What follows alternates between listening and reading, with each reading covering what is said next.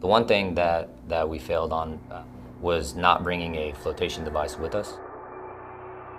As I've reflected on this, I know that was a big failure. Something that I thought would just be leisurely fun was extremely dangerous, extremely fast.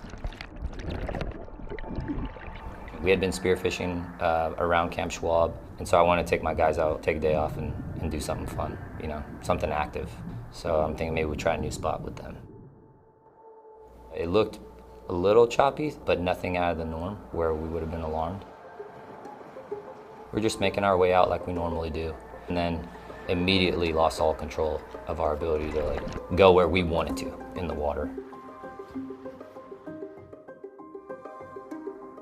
Originally from California, Southern California, Corona. I started surfing when I was 10, and then I played water polo in high school. You know, we grew up about 45 minutes to an hour from the beach, and my grandfather and I have been fishing as long as I can remember. I have a pretty good understanding of the water, and then I'm a quiz as well in the Marine Corps, so I've been pretty active in the water my whole career.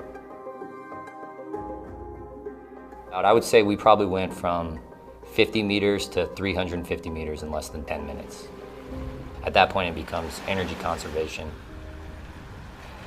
I was really concerned for my Marines because the looks in their eyes and the things that they were telling me, that was what was in my head, and that's what was terrifying me. I felt that I needed to get to shore so that I could get that help. We made it a point that all the Marines that came out to the island were either advanced swim qual for my platoon or were working towards that. I get to shore, I'm looking around for my guys, and I could see them at that time. I could see them. They just had gotten circled back into that washing machine on the reef current. Meanwhile, my gunny had broken off, and he's swimming back to shore, and the other 3 Marines knew that they didn't have the strength to be able to kick out of it, so they just stayed together, treaded water in place. Complete transparency, I didn't know if my Marines were going to live or die standing on the shore. So, hands down, one of the scariest moments of my life, you know. Had they had something to float on, it probably would have eased stress a little bit, but in that situation, we needed to get them out of the water before the night. And so I sprinted up the beach. I found a guy who was able to call, and the locals were extremely helpful there. I was extremely thankful to them because they were able to speak Japanese and start the whole rescue process. They're very fit guys. They fell back on their training. Nobody needed any medical attention. Ultimately, the Japanese Coast Guard came and conducted their rescue just as the sun was getting ready to set. But the Marines ended up treading water in place in that reef current for about 3 hours. It's just equipping guys with the tools that they need, because ultimately the ocean wins. Thank God this case it didn't. I've learned that that's not the case for a lot of Marines and service members on the islands.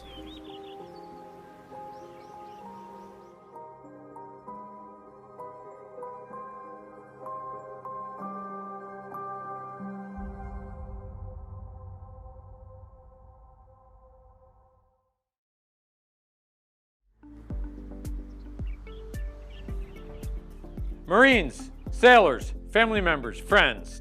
Okinawa's waters have taken the lives of far too many of our people over the past few years. As beautiful as Okinawa's waters are, knowing and understanding the conditions is absolutely vital before entering the water. If you're new to Okinawa, make sure you have a mentor before getting in the water. Water conditions in Okinawa can change rapidly. Your ability to continuously assess conditions could save a life. And don't forget, regardless of what water activity you choose to participate in, wear the appropriate safety gear and bring a buddy. Be safe, and we'll see you in the water.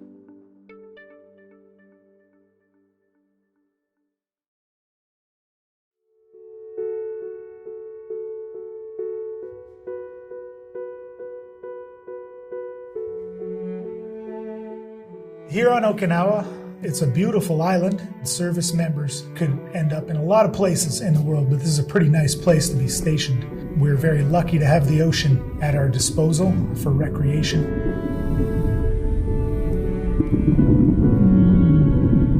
Being the recreational off-duty safety manager, 90% of our recreation here in Okinawa is in or around the ocean.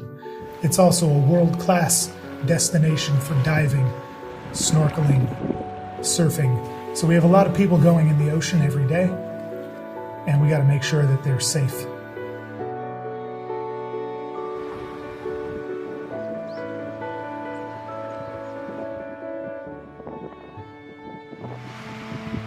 So here on Okinawa, we have a daily advisory system, a set of sea conditions. There are 3 of those. We have sea condition all clear. That means that conditions are ideal for ocean entry. We have sea condition caution, which means that you need to have experience in the activity you're planning to do and at the location where you're headed to get in the ocean. You shouldn't be in the water trying a new thing if you've never been scuba diving, if you've never been surfing. Sea condition caution's not the time to go and learn that new sport. And then the 3rd sea condition is sea condition danger. That means that basically personnel are not allowed to be in the ocean. Basically, it's unsafe to be in the water.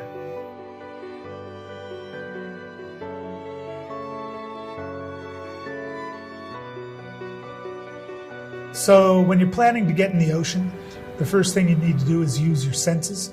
When we get to the water, the first thing to do is to look at the ocean for 10 minutes and observe it. You have like 3 things that contribute to rip currents, right? You've got wind, you've got waves, and you've got tide. These reef currents are very obvious at low tide because you can see parts of the reef, you can see the cutaway or the low point in the reef, and it will actually look like a river that's flowing out to sea. But if you were to arrive at the same location, say 2 hours before the low tide, there might be just enough water covering that reef that it's sort of made the location of your rip current a little bit invisible. But even in that situation, there are signs that you can look for. So as water pushes in and hits the water running out, it starts to bounce up and down. And that's a good sign that a rip current is forming in an area. So if you are looking into resources for water safety, you can listen to AFN radio each morning. They're going to read out the daily sea state, which is going to give you ocean conditions and let you know what activities are suitable for the day and where some danger areas might be. If you download the MCCS Liberty app and click on Liberty Tools and then Water Safety, there's all kinds of water safety resources there. And then if you go to Facebook and look for the Okinawa Ocean Safety Facebook group, there's live videos being posted each day of different beach locations so that you can take a look at the beach you're maybe trying to go to if someone's posted a video and see the conditions before you make the decision to pack up all your gear for the beach and jump in the car.